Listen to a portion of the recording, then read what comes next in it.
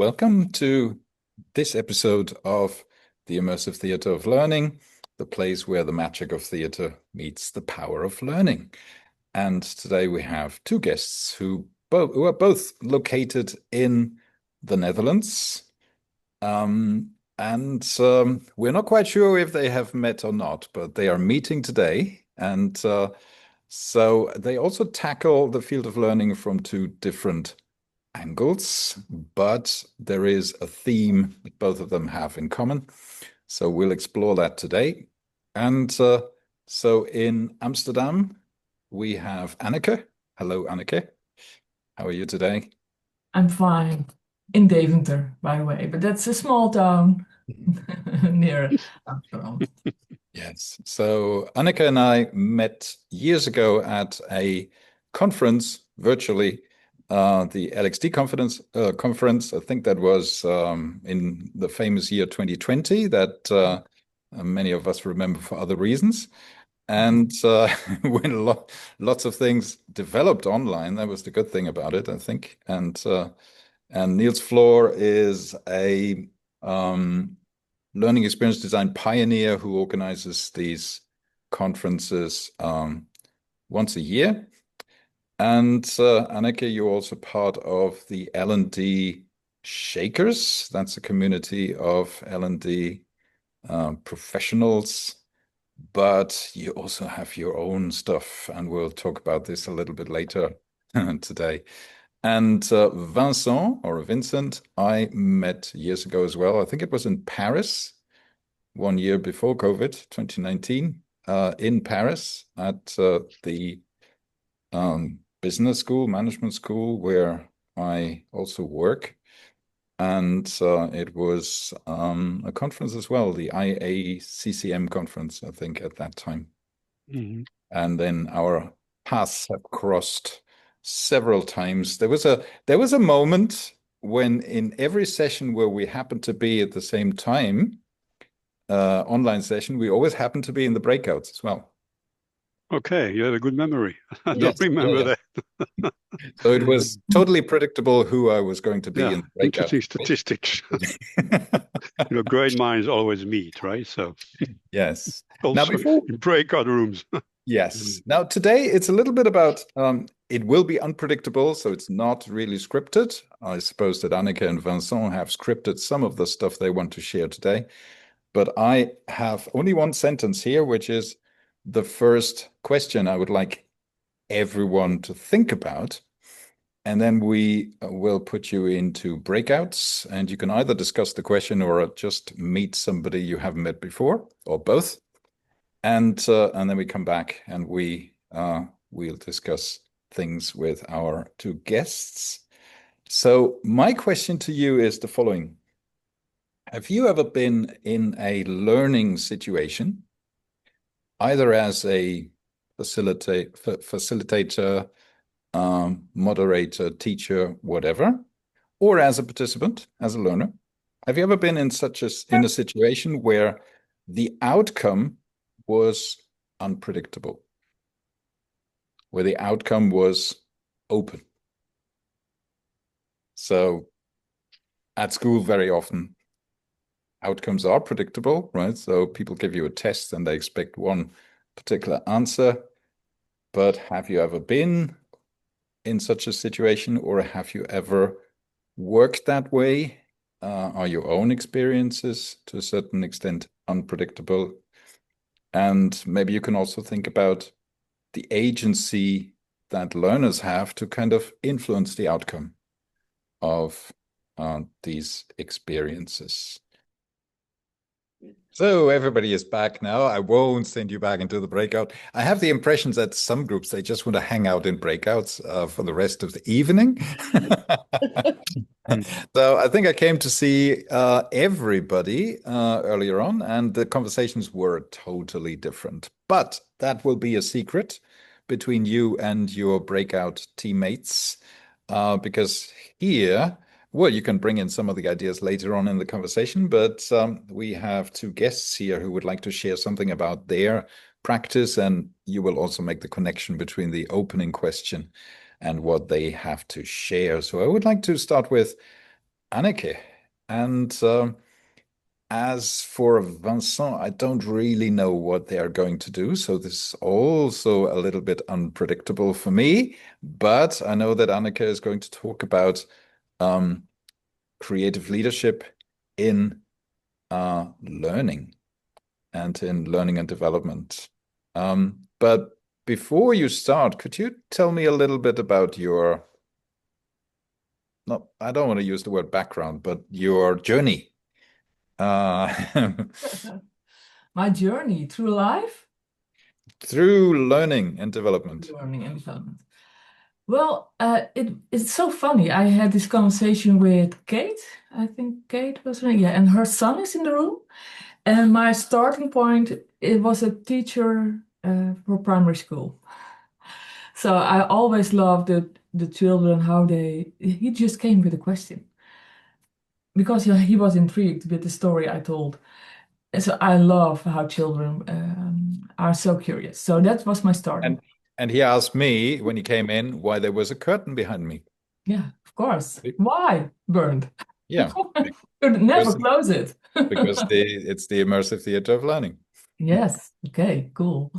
So I started as, and I was 20, I think, when I started in front of a room filled with children. And soon enough, I noticed there's something I don't really get here. Why are we doing it like this?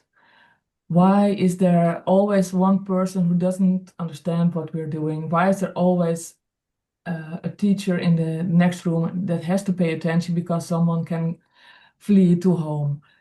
All kinds of stuff happened, and I knew I wasn't ready to be a full-time teacher.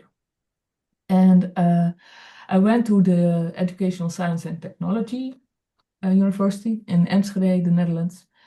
And there is where I fell in love with instructional design. So it was the creativeness and creating something that really changes something for people that I really loved.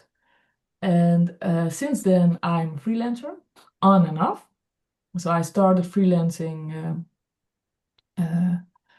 early, very young, as instructional designer, and I grew into learning experience design. And that didn't just happen; it happened on a specific moment. I still remember.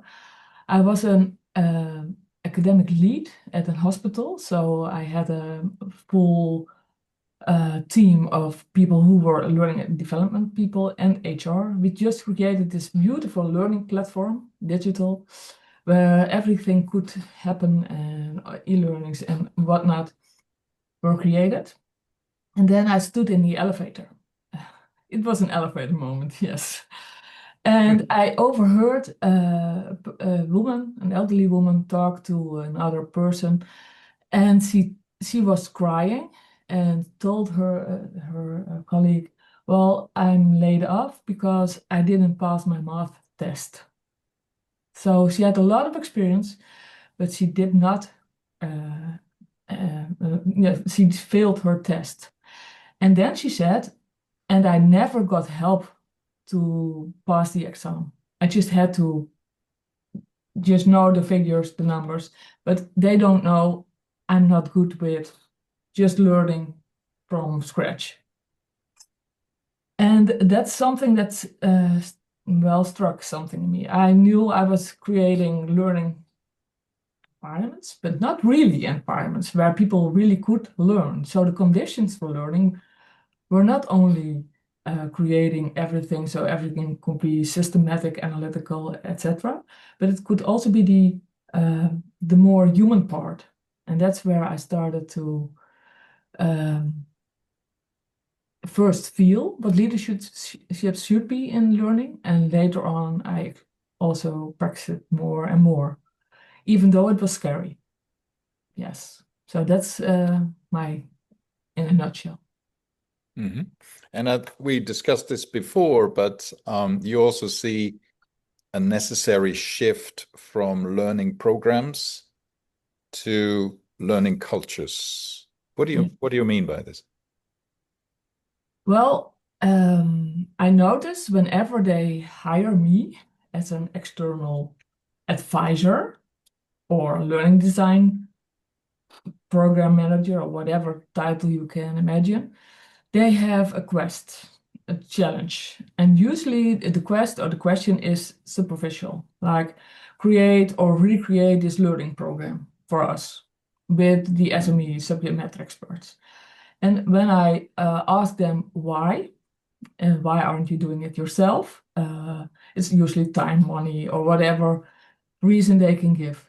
And when I start with how I do my work, and I'm doing it iteratively, beautiful word, and in co-creation. So if I'm starting it, stakeholders have to do it with me. We also will invite learners to create it with us, and all the other parties who are involved. For instance, when I was in a mental hospital, we created digital literacy with IT, communication, team leads, etc. So, and they know it when I tell it them, but when they have to do it, it's something else. So I will invite them and we go through it. And the reason why I'm doing it is we start small with something really tangible, very something you really can change, something that will set the motion, and they will experience success in a way of, yes, we can create something together that will succeed and have impact. And then I will help and mentor the leaders to do it with their people. And why am I doing this? Because if I'm creating the learning experience with them, of course, I will give it to them and then I'm away. And then I hope it will land. It will maybe for 1 year, but then there will be a redesign again, and an outsider will be again hosted, and they will do something there magical, and then they go away. So it will never be a culture. They really embrace themselves, and that's what I saw in hogescholen, academic environments, but also government. So at the places where it's the most needed, it's the less common. Yes. That's also, correct me if I'm wrong, maybe it's just my take on it, but that's also one of the main differences between instructional design, where you start with content, right? So you have what's it called, a subject matter specialist, expert. And you are the learning expert, and so they give you stuff. So this is what my people need to learn. So turn it into a E-learning. program, into e-learning, into quizzes, into something they can do. It's often very linear, and it's quite predictable in terms of outcome because they want people to learn something, and it's certainly very suitable for particular things like, I don't know, safety and security instructions and so on. So there is not much creativity in this. So basically, you just need to learn it and apply it. So it's quite useful for this kind of thing. Learning experience design starts with the learner, right? So you Yes. empathize with the learner. You want to know what they really want. Well, in instructional design as well. We call it different. Yes, it is, because you really want to grasp what the needs are, the behavioral needs, the knowledge needs, all the needs. You will investigate, but it's linear. So once you know what they need, then you will design. So the learner is out of the picture, you design it, and then you will deliver. So that's the difference. It's very systematic, linear, and you hope you have grasped the real need, and it's still a need at the end. Nothing has changed in between. You hope, because otherwise you have created something that is not relevant anymore. Now, one of the things, of course, that people often ask me is the question of control, because as a learning enabler, whatever your title is, experience designer, instructional designer, teacher, professor, head of learning and development, whatever it is, you do not want to give up control, right? So you want to kind of know what comes out at the end. Yes. And by involving everybody, by involving the learner and so on, do you not give up too much control? That's a question I often get. I would have an answer, but I would like to hand it over to you. Well, that's a nice question. I just talked to Vera about it. Well, it is still my quest. Really, it is. So I can pretend it's not, but it is. The balance between control and giving room for whatever exists. I was trained to be very academic, very systematic, very instructional design way of thinking. But on the other hand, I'm also an artist, so I know both worlds. And I know if they combine the two strengths, if we combine those two strengths, something magical can happen if we set the right conditions. So my control is the conditions. How do I control the conditions so something can happen? I don't necessarily know if it will happen, but the possibility is there. And that's how I see it. And often also play with it. And Bernd, you know me more since way back, and sometimes I'm in the control room, especially when I'm alone at my desk and I think, oh, I need to prepare something because I'm not sure. Yes. And on the other hand, you are there to say, oh, let's do it. Yes. So what Anneke is is implying here is we have a project, right? So we have a project that we are co-creating together. Actually, it was Anneke's baby, the project, so her brainchild, and it's called Unfold. And there is a framework, and there is I wouldn't call it a program. I would call it a learning world or a learning system with sequences, but you can start the learning circle again. So it's more like a circle than a line, right? Like a straight line. Yeah. And while we were talking, I was and co-designing and co-creating, I was thinking, yeah, what could be the element that is missing? And I offered the idea of really appealing to very, very diverse groups of learners. So and that's probably also kind of a lead into what Vincent is going to talk about later on.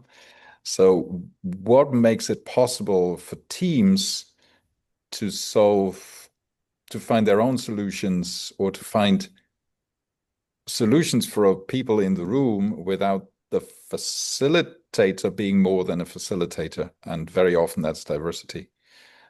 People coming from different backgrounds, different experiences, they see things from the outside and they have this kind of outsider bonus.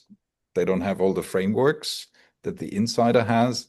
And then they ask questions a bit like Kate's son, right? Why don't you do it like this, right? and that's very powerful. Yeah. Just a control freak in me. I know we are talking, and I see a lot of people. I have prepared some slides. Would you like me to start? Yes, please. Or, Please. or let it go because that's No. possible. Okay. No, Thank yeah. you. Take it away. Take it away. Cool. Well, thanks. And lovely to see all of you. I've been, I think, 3 or 4 times maybe in the Immersive Theatre of Learning. And some of the faces I recognize, some I don't. So there are many new people. Yeah, many new people. Yeah, so let's just start. So I can share my screen. I also see someone chatted and maybe in the chat shared something. Maybe you can look at it, Bernd. Yeah. Okay, cool. I'm gonna see if I still see you. Yeah, there is a question from Vera, which could be very interesting. Are that Mm-hmm. time frame considerations that impact the process?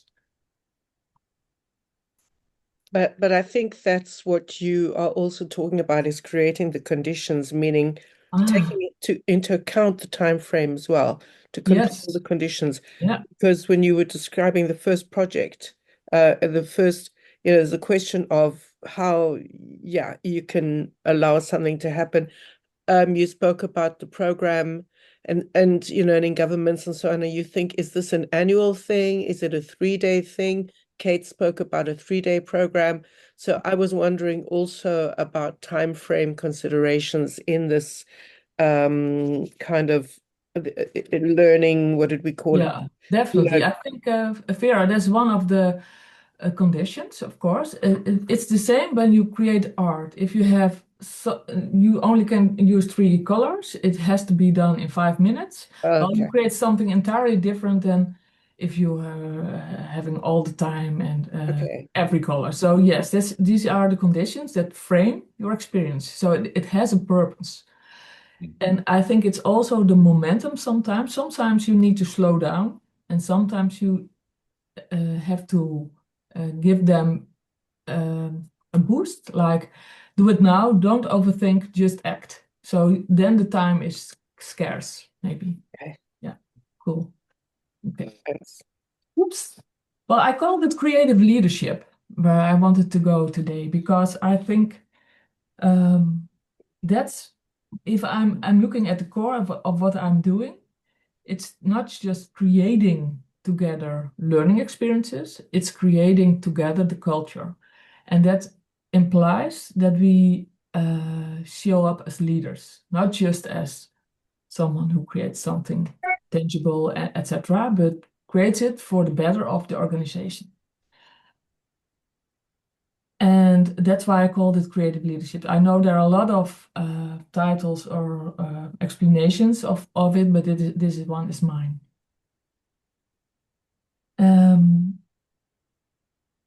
This one. It starts before you're ready. So that's something I myself experience, but I also see people who practice creative leadership see do. So before overthinking and planning and creating large Excel sheets, sometimes you just need to start before you are ready. The question to you is, where in your work are you still waiting to feel ready before you lead? And the other one is, you can choose, and what part of your leadership feels uncomfortable right now, but also alive? Just think about it. You don't have to answer right away. I just give you 2 minutes just to go into yourself and find the answers.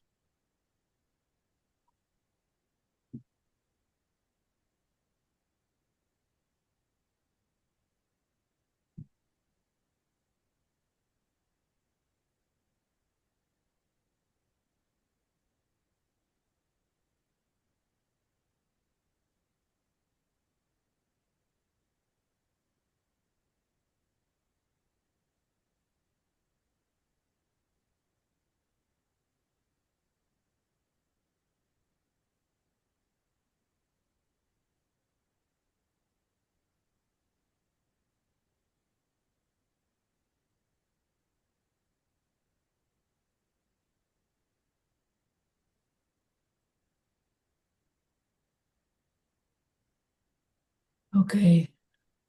If you're willing, you can share a word or some words that captures what feels alive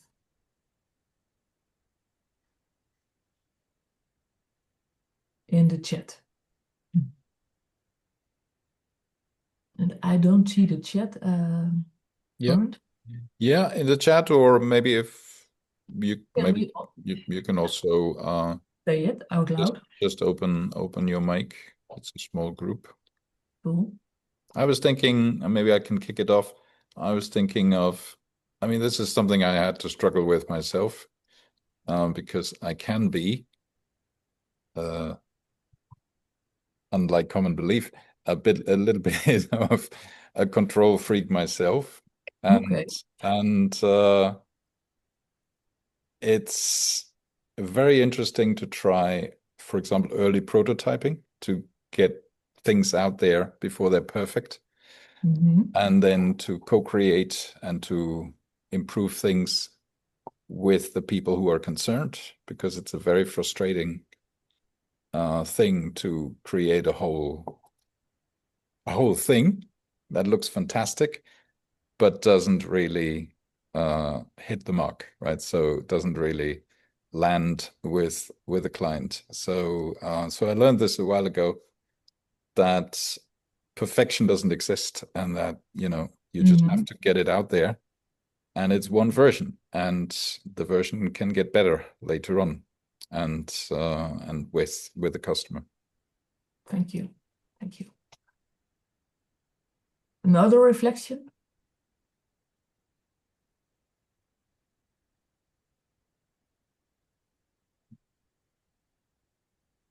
Also, maybe on the questions, maybe the question was not clear. It can be sometimes.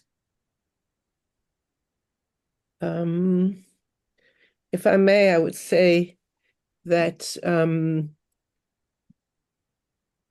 when one is thrown into a framework, there are learner expectations and there are client, if I can call it that, expectations.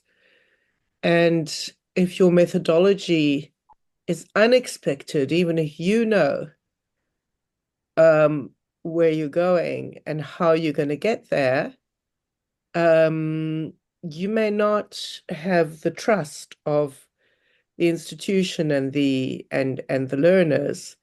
And if you're explicit, you give the game away. So there is a kind of, probably one has to, I don't know if one has to be explicit about what one's doing or not, in this kind of situation. Yeah. Well, what always helps for me is being very personal in my relationship with the people I work with. So if they need a minute to shoot their questions, or just to say they are very scary one-on-one, then I will invite them, and that's what I'm hearing back also. So there are a lot of people involved with very different perspectives, usually, and their expectations are different.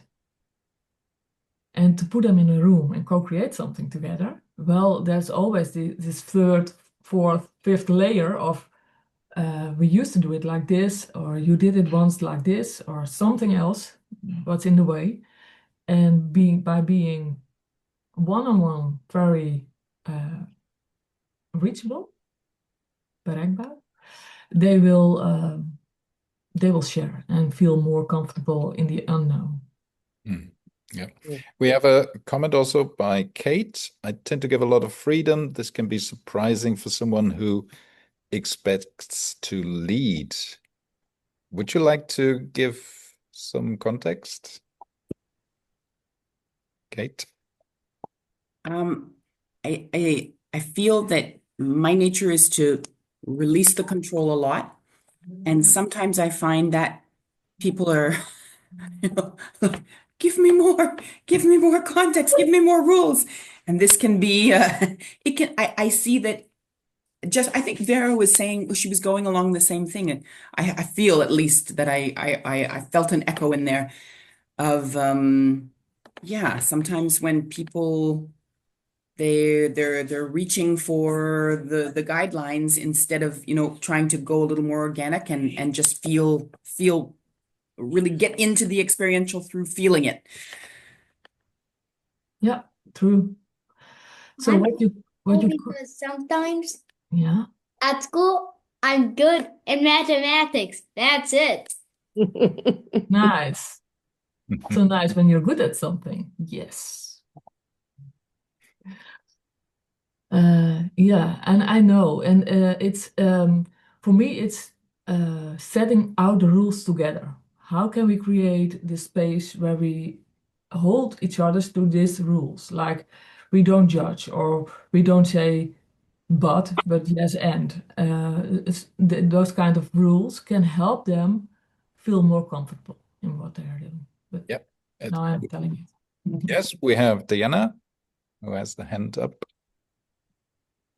Yes, I want to say that I agree with Anneke and Kate, but it depends absolutely a lot on the context of the culture. Because in my experience, I have done classes or courses or workshops in the middle of the forest, as I was saying before, with the indigenous people. And for them, no framework works, because whatever you add to them, you explain to them, they will make their own way. They are going to framework you in a way.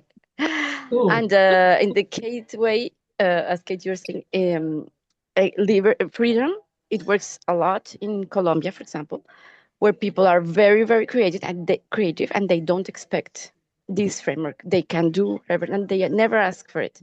But here in Europe, I am always frustrated because I don't give enough borders, and they are always lost. And I have to say a lot of details so that people do something, because if not, they are blocked. So it's really interesting because it depends a lot on the context and the culture. Yeah. Okay, let's go to something more experiential. If you are willing, because now you are warmed up. Of course you are. And I hope, Bernd, you are the timekeeper for you are in control today. So I hope you will control the time for us. Yes. How long have you Yes, because we I have will. Yeah, I will try to do it in 10 till 15 minutes and then shut up. If you could keep it to 10 so that we have enough time for Vincent. Yeah, we can do it together. So Yep. keep me posted, please. So you're on a secret mission. Ever flew before on such a, I don't know how it's called, but I have never been doing it. But we are going to do it. We're going to fly. And you're on a secret mission. Well, it's only secret in our space. So I hope the son of Kate will never tell. We're on a mission to experiment with creating learning conditions. And the first thing I want you to say in 1 minute, because we have a very small amount of time, what do we need to create a space where we really can experiment? What kind of thing do we need? Do it in the chat. Start.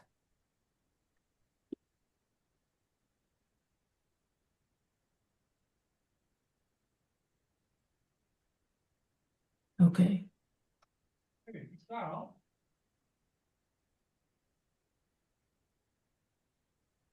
Je bent niet online meer. Ik ben midden in de chat en jij komt ook op beeld. Oh, In the chat. Oh, sorry.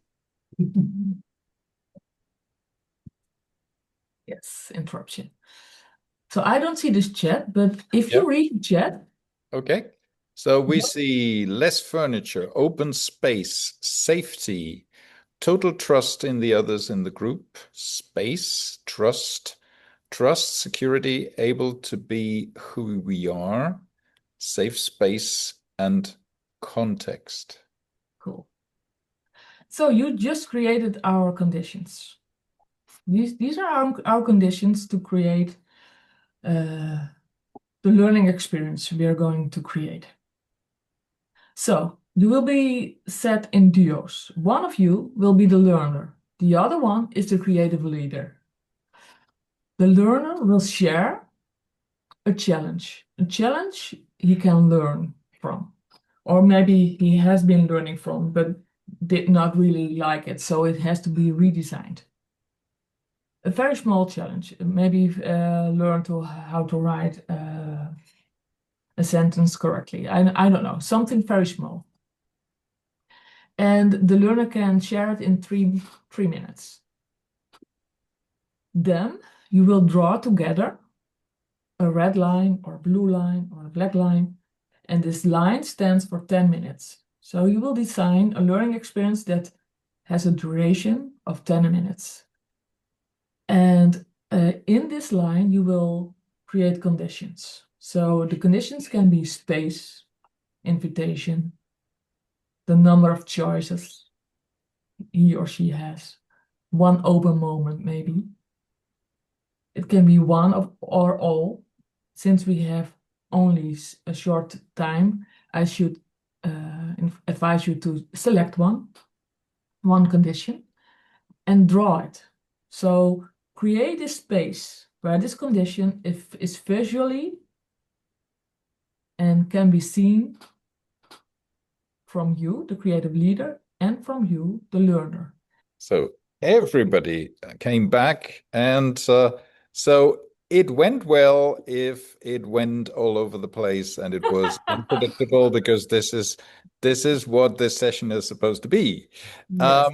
Now, very, very quickly, because we don't have too much time, because Vincent has something very, very interesting to share with us as well. But does anybody want to share what the experience was like in the room and the breakout? Yeah, there's Leo who wants to, I think. Oh, he's so eager. Okay, go ahead, Leo. What did I say? You explain what you did to help Lonnie. I draw. Wow, you did the drawing. Great. Excellent. A, B, and something with A, B, C, D, E, F, G, A, blah, blah, blah. Got 4 4s and 16. Click here. Oh, it's No, check mathematics. here. Check Oh. here. Lonnie, Wow. I'll let you take over and explain. Right. Well, I said that what my basic problem is that I was born much too late, and therefore I missed a lot of the natural intelligence that's part of the culture for people who are getting involved in computers and so on.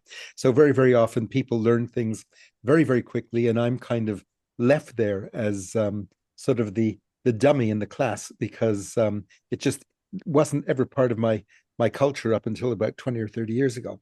And so Leo's idea was to get me to do something simple like 4 times 4 is 16, and then break that down and get me to the main thing that he said, along with Kate, was the important thing was to get me to the area of confusion, to the area of solving problems, and to go back and forth and back and forth. Although he didn't use the expression, I think he was probably talking about something dealing with metacognition, figuring out what it was that was actually the ingredient that was making it possible for me to jump over that chasm. Yeah. Right. Wow. Okay. Wow. And that's amazing, because if anybody had told me that Lonnie and Kate's son Leo would be in the same room, I wouldn't have guessed that Leo would take the role of the creative leader. Yes. But he did a wonderful job. Thank you so much. Thank you for Wow. sharing. Thank you, Anneke, for this little experiment. Your pleasure. And so we have with us today also Vincent Merk, who for many, many years worked at the Technical University in Eindhoven, right? And so you gave a presentation about challenge-based learning a couple of times, and I always missed it. So I thought, what is the method? The solution not to miss it is to invite Vincent to my own session. And but not only because I think this is kind of really bang on the subject, right? So how to learn with kind of unpredictable outcomes. And also we had in the conversation with Anneke and the others and everybody earlier on, we had this conversation about the environment, the culture. And so Anneke talked about governments and about universities being very rigid, but the Technical University in Eindhoven is a university, right? Is a place where you have a syllabus, where you have a program, where everything is based on marks and so on. So Vincent, so let's hear about challenge-based learning in this kind of context. Thank you. Let me share my screen.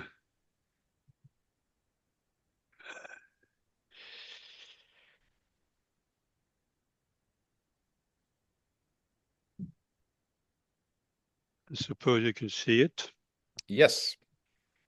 Okay, yeah. So, yeah, the word challenge has been quite popular tonight.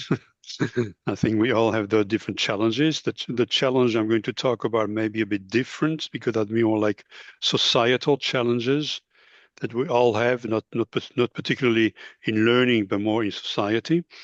Yeah, so the title is the convergence between challenge-based learning and diversity and inclusion. I put the University of Technology as well in the picture here because this is the locus, the context, the framework of this experience. I've worked there. I worked there for 38 years before I retired, and but the last year, the last 10 years, more or less, I was busy indeed with developing not so much challenge-based learning. I'll leave that to the others, but the convergence with diversity and inclusion as a intercultural teacher, trainer, professional skills trainer. I was especially busy with D&I and including this into the learning process of challenge-based learning. So my presentation will have two parts. The first part, I will briefly explain, frame what diversity and inclusion is. I don't need for this audience here to be very long on that, I think. And then I will switch to what is challenge-based learning indeed, to see what and I will argue that there is a convergence between those two streams, those two approaches, which is very inclusive. And this is in the context of education, higher education, a technical education, certainly important, but it can be, as you will see, I'm sure, be extended to other contexts. So very quickly, this the whole process of diversity, inclusion, challenge-based learning is also can be embedded in the Sustainable Development Goals of the UN. You can see goal 3, 4, 5, and 16 especially are a part of the whole picture. So it is certainly very important to put this framework here. Sustainable goals, sustainability being, of course, one of the main reasons why these kind of approaches are developed. What is diversity inclusion? I will not bother you, as I said, with too much on this in this audience here, but yeah, diversity, yeah, you have the identity and the cognitive diversity. Somebody, yeah? Sorry. Or Vera, no? And so diversity inclusion, what is it? Diversity affects inclusion and act. That means that you need to do something, a choice you make, action you take. And diversity there, especially in a university, you don't have to, well, you don't do much about it. It just happened in the international classroom, and then you have to do something about it. And so clearly, diversity affects inclusion and act. So that's what I want to emphasize. Diversity as such doesn't help anything. It's more of an issue than a solution. And then you develop, of course, this sense of belonging.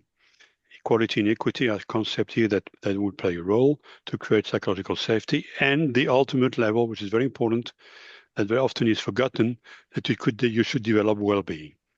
The well-being is individual and collective, and mental and physical. So that's very important. At the end of the day, you will have developed some well-being as well. Otherwise, the whole thing is a kind of an open-end process.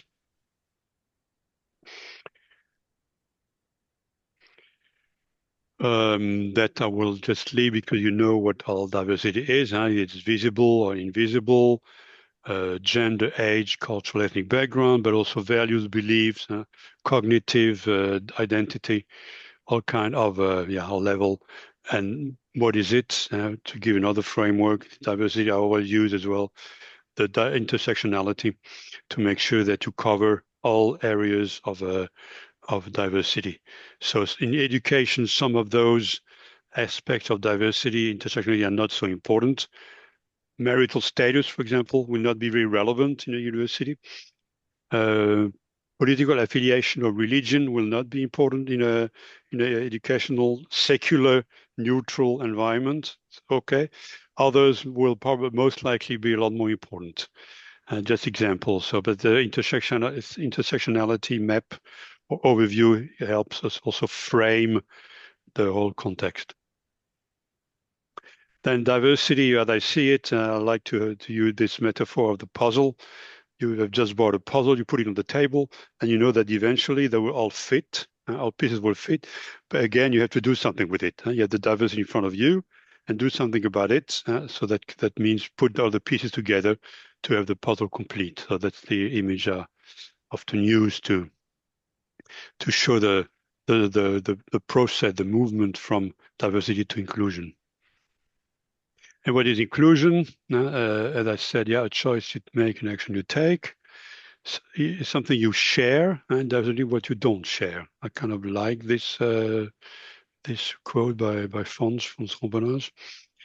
And then another few more quote that I like to illustrate the topic.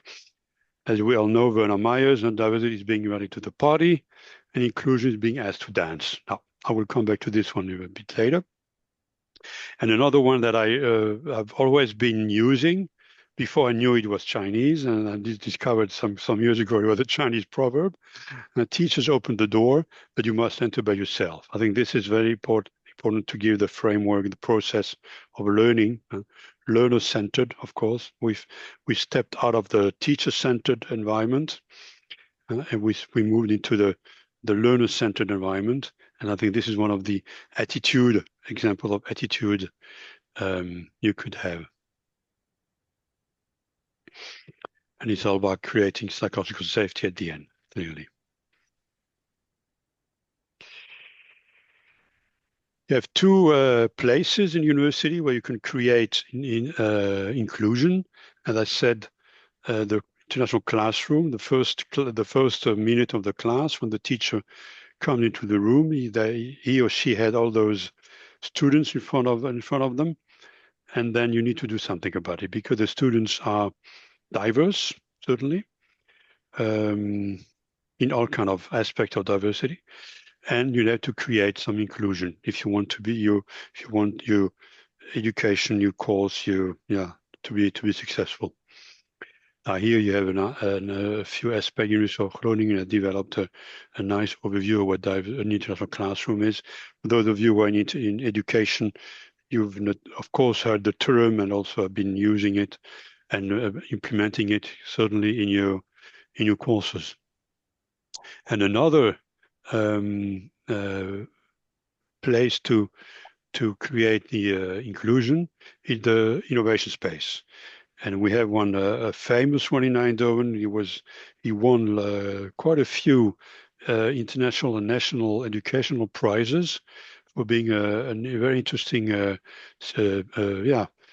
kind of a playground for whiz kids, and where the challenge-based learning, actually, that will be my transition to challenge-based learning, and this is where challenge-based learning is implemented in an inclusive, let's say, as much as possible, place where innovation is created. And again, TUE has a very quite interesting innovation space. So this make the transition to the second part. And the first was to frame rapidly what diversity inclusion is, and having set the framework, see how now this educational approach, challenge-based learning, can help us create inclusion.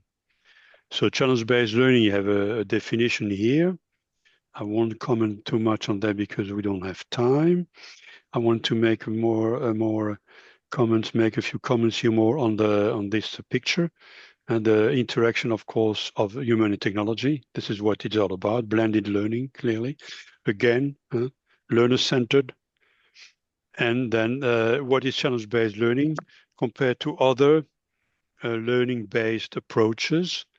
You see here, and you have case-based learning. I think we've all used that in our education. We've been victims of that in our university years formerly. We have problem-based learning, but we had a lot also in my university until about 10 years ago. And so basically, and then you have the challenge-based learning. And you can see a very important aspect.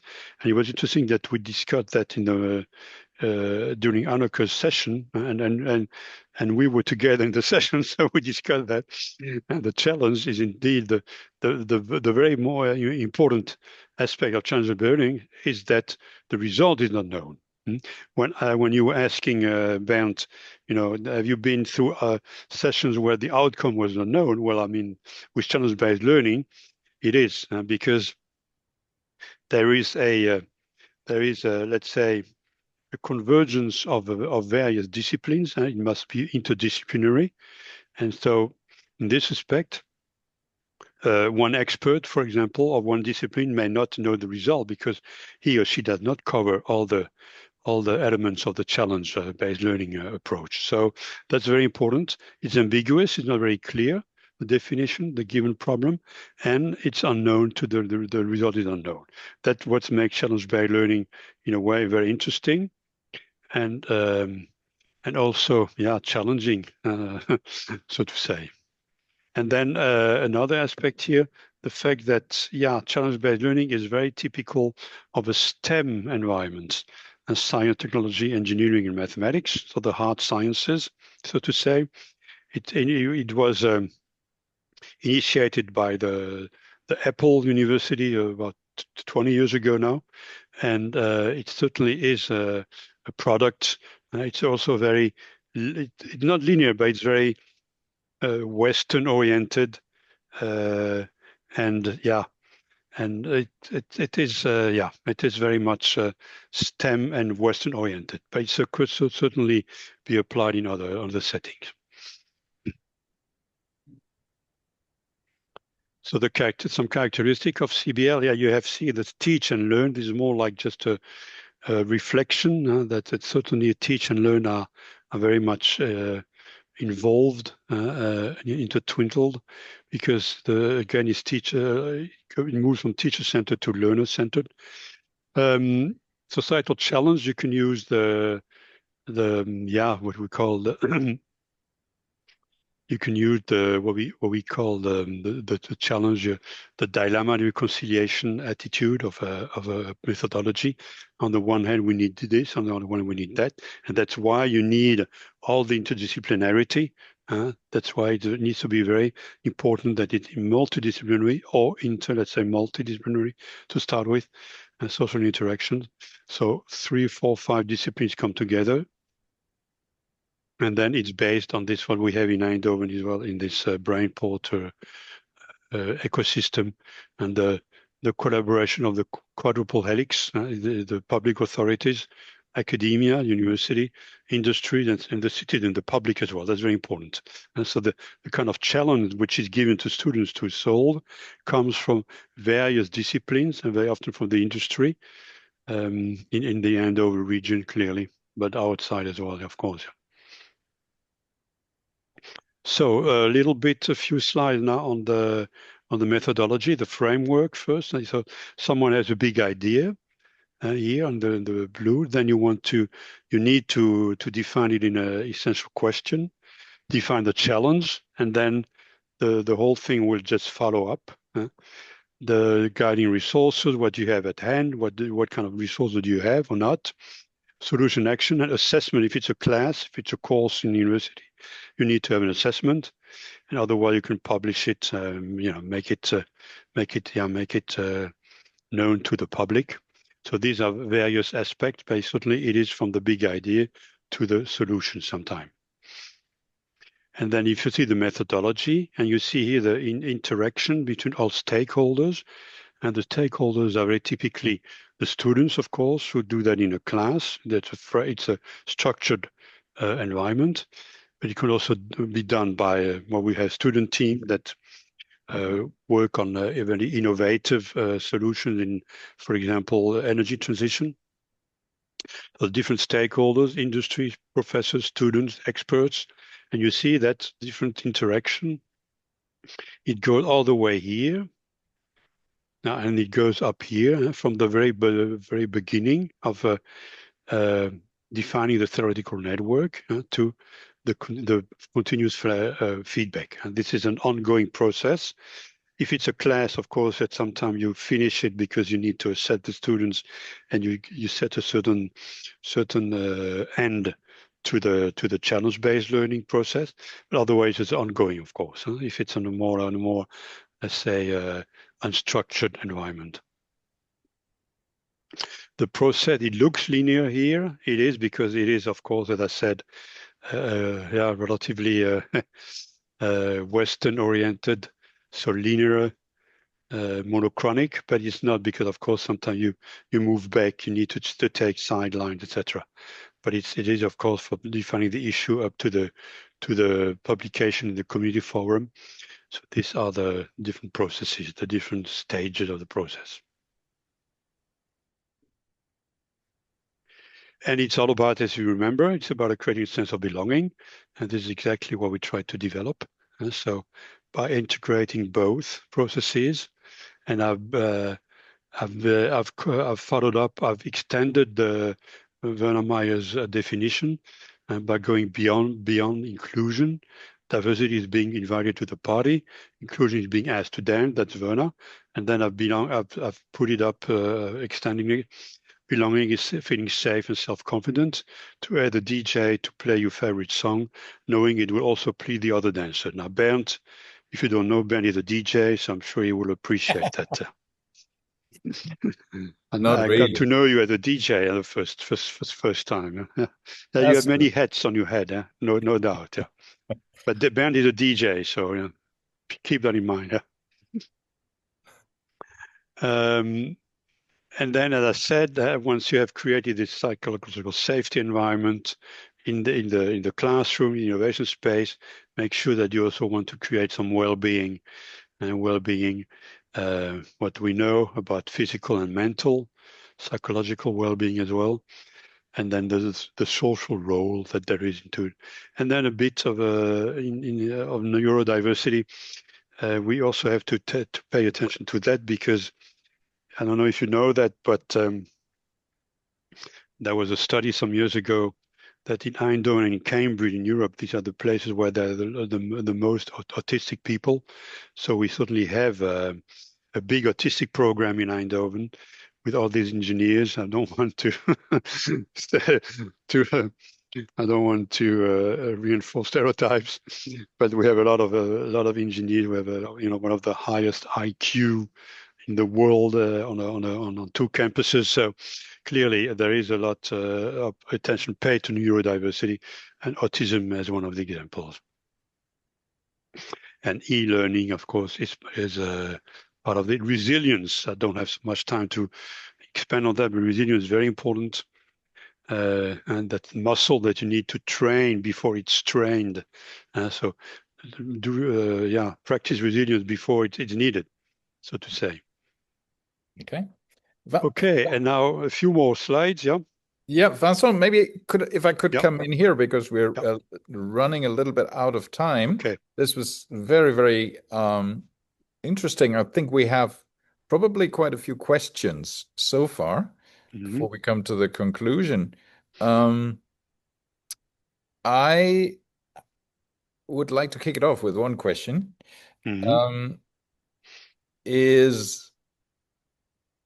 I don't know if everybody is clear about the difference between a challenge and a problem or a solution approach. So a challenge, if I understand correctly, is, as you said, a big idea, but it has to be something real, right? Yeah. It's not a simulation. No. And it is something that will, if it's successful, be applied, put into practice, implemented in society, implemented in the real world. Absolutely, absolutely. Just to make sure that, in traditional education, I was a teacher for many years. So those of you who are teachers, you know that as well. When you gave an assessment at the end of the assignment, at the end of the course, you already knew the answers, right? Because you were supposed to check whether students had understood, learning process, etc. But you knew the answers. In challenge, that was problem-based, whatever. In challenge-based learning, we don't know the answers, again, because it's multidisciplinary. So technical expert may have part of the answer, social expert may have the other side of the answer. So that the whole process is that. And that's why it makes it so interesting as a whole, because you just don't know the outcome. Nobody knows. And that's very important to realize. Yeah. And is that also some kind of template for our society, how our society should work? Because very often we work in silos. Yeah.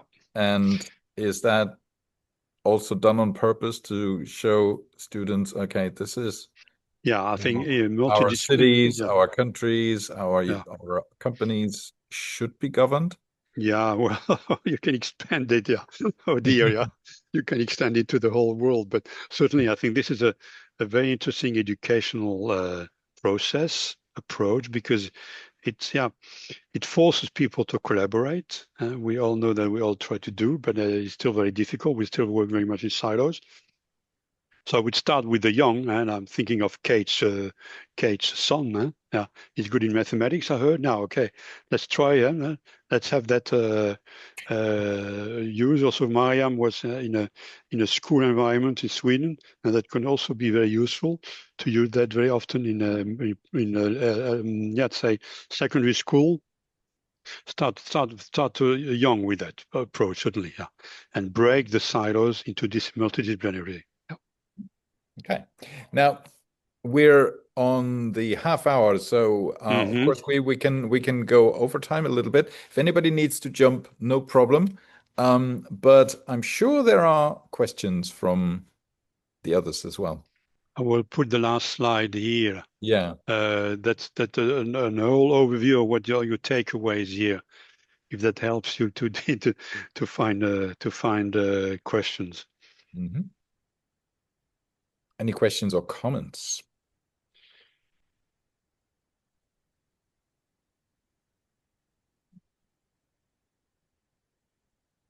Or any experienced people with challenge-based learning?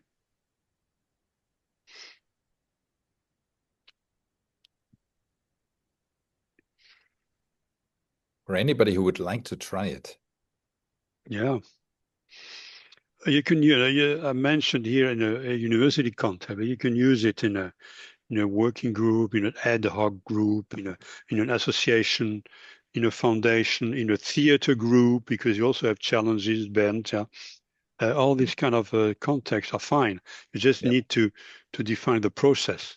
Otherwise, it's multi-use, multi-implementable. Yes. I do have a small question.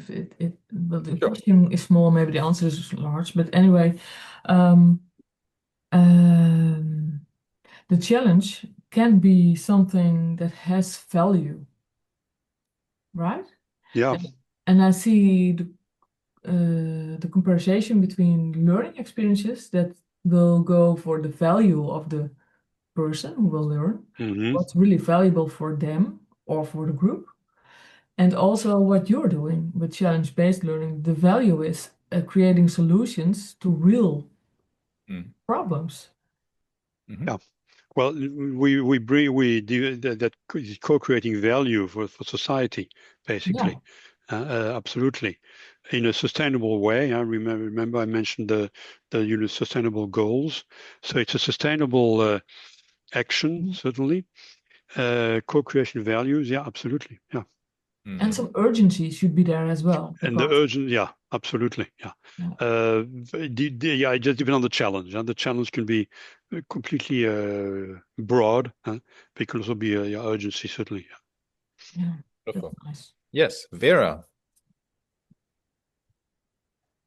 Yeah, it might be an irrelevant question, although no question's really probably irrelevant. But would you say that in higher education, students are more able to think about these things like when they're at third year or master's level, or would you throw this out at first year, second year students too?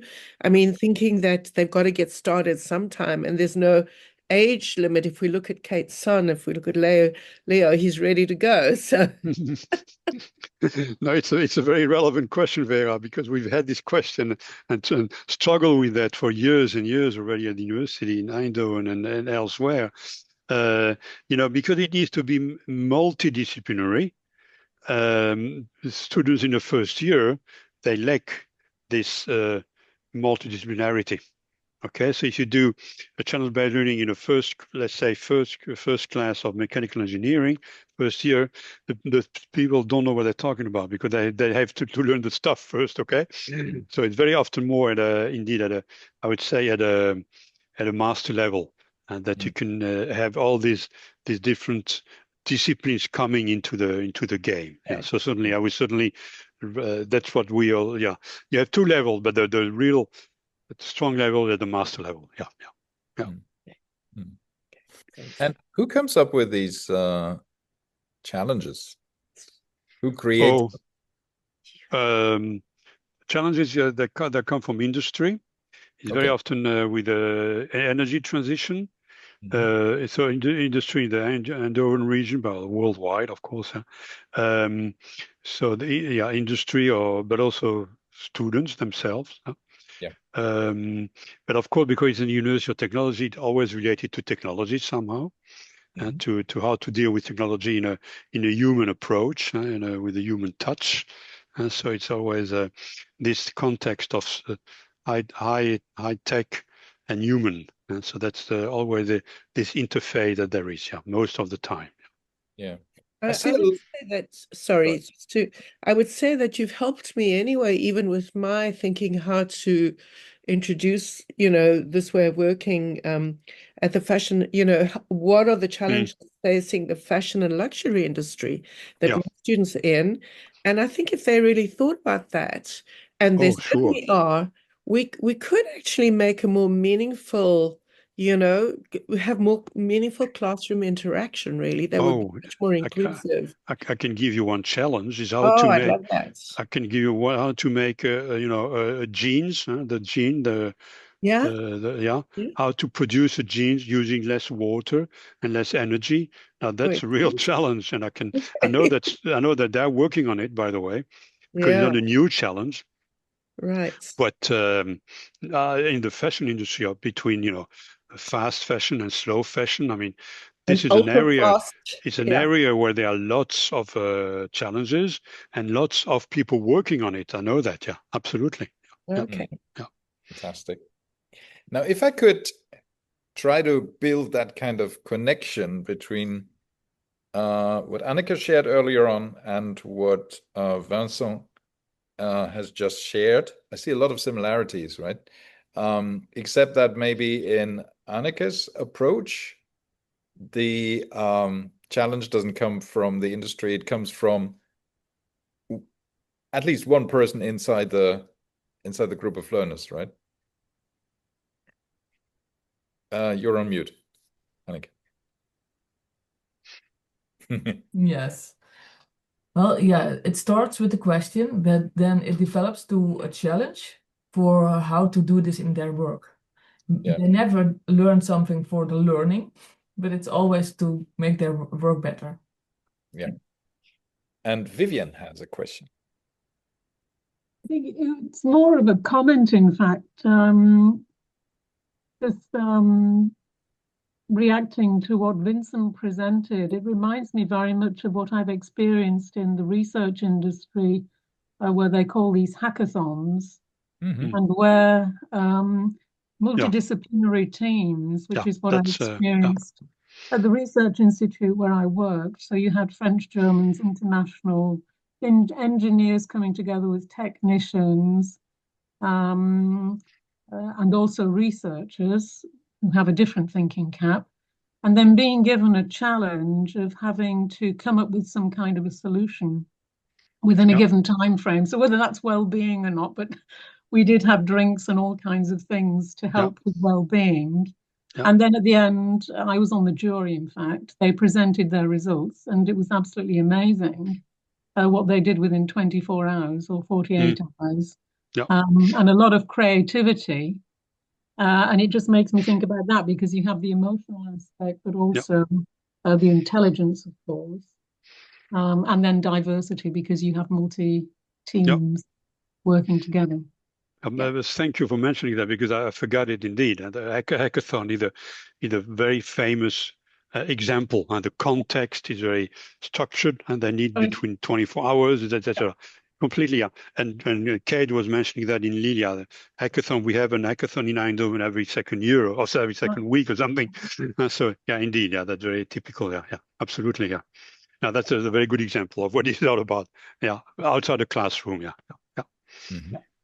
Excellent, thank you. And Mariam has a question as well. It's just a little comment that came to my mind, because when I look at this whole concept from a teacher perspective, actually, and from the education perspective, we had recently had a discussion with colleagues about when we all face a challenge, we automatically go to the leader. But then we were talking about, I mean, if we change our perspective, we can actually look at it like it can be like a co-construction between us and the leader to solve the challenge, to face the challenge. And it actually regaining teacher agency, and we're like sitting at the driver's seat rather than just waiting to be told how to face the challenge or how to come up with a solution, or why is it like an automatic thing that comes to our head that, oh, this is a challenge, how do we approach the challenge? We need to go and ask, rather than sitting together, because the leader is someone like us with the same skills, having a different role, right? What you mentioned, it just automatically came to my head, the recent discussion that we had, and how it is very much linked to the well-being, as you mentioned, of the teachers. And then if this is a model, then that can be implemented in the classroom, that we and the learners, our students, when we face a challenge, we co-construct together. So we ask the students, what is your perspective? What do you think? How can we face the challenge? Because we don't know the result neither, as the leader, as the teacher. It's thank you for mentioning that, because it's also a very democratic process. In essence, certainly. It's democratic, but it's also, on the one hand, well, which brings me back to the idea of creative leadership that Anneke introduced earlier on. It changes the role of the leader, right? So the leader is then somebody who makes this happen, makes this possible. And also, it's also vulnerability. So nobody is the expert for everything. So we all need one another. Which is also a very, very powerful way to get to inclusion. And maybe one more question, Vincent, because I mean, I could imagine that diverse groups that need to work on a challenge, they naturally respect one another perhaps a little bit more, because they don't know what the others know, so they need one another, while perhaps people of a group of people who all work in the same field, they can have more arguments about, what's the right or wrong way of doing things. Is that right? Yeah, that's very good, a very good observation indeed. There is uncertain. So when the people don't know each other, they will certainly present maybe more respect and have respect for other disciplines. Of course, we all know that there are some hierarchy in the disciplines, but still they are this inclusive, this openness what we try to develop on the D&I level of the education. So this open-mindedness, tolerance, empathy, etc. So this certainly is, and is being tested indeed during the process. If you look at how the class or group or hackathon processes proceeds, you will see that there is it's a very good observation, and this respect for each other more, because you don't know, and it's not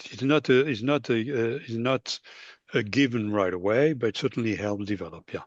That's why I call this very inclusive, but it also helps respect. Respect being one of the key aspects of inclusivity. Let's perhaps have one last comment or question from Lonnie, because and we're way over time, and I want to respect everybody's plans for the evening or for the day. So Lonnie, let's go. Just a very quick comment. My rule of thumb is that the group leader's job is to create the conditions for miracles to happen and then get out of the way and let other people take possession and ownership of it. Yeah. That's all I wanted to say. Yeah. That's a beautiful sentence, Lonnie, to sum things up. Thank you so much. Now, we'll let you go into your own worlds, into your own jobs and so on, and think about what you could use in your own work. Maybe you will not start challenge-based learning tomorrow, but maybe elements of it, or maybe shift the control a little bit, maybe a little less on your side, a little bit more on your partners, your learners, your colleagues' sides, and so on. So I think there were some interesting, inspiring testimonials from Anneke and Vincent today, and I think we can all think about how we could allow for more diversity, inclusion, more how shall I put it? More creativity in diverse groups. And thank you very much, Anneke, for your little challenge that Leo and Lonnie, and I'm sure the others did similarly good jobs, solved so well. And thank you very much, Vincent, for your presentation. And thank you all for coming. So there will be more. We have this kind of session normally they finish on time, but maybe it's a good sign that we ran over because there were a lot of things to be shared and a lot of questions as well. So there will be a new season and a new episode in January. We don't know when, we don't know with whom, maybe with one of you. And so have a wonderful end to the year, and happy holidays, whatever holidays you celebrate. And thank you very much for coming, and I'll see you soon. Thank you, Bert. And thanks very much. I put the reference of an article I wrote on challenge-based learning in the chat for you. Fantastic. Okay. Thanks very much. Thank you very much. Bye, everybody. Yeah, bye. Bye-bye. Sorry for my interaction with the cat that kept me getting up and down, open or closing the window. Anyway, thanks all. Thanks for coming. Okay. All the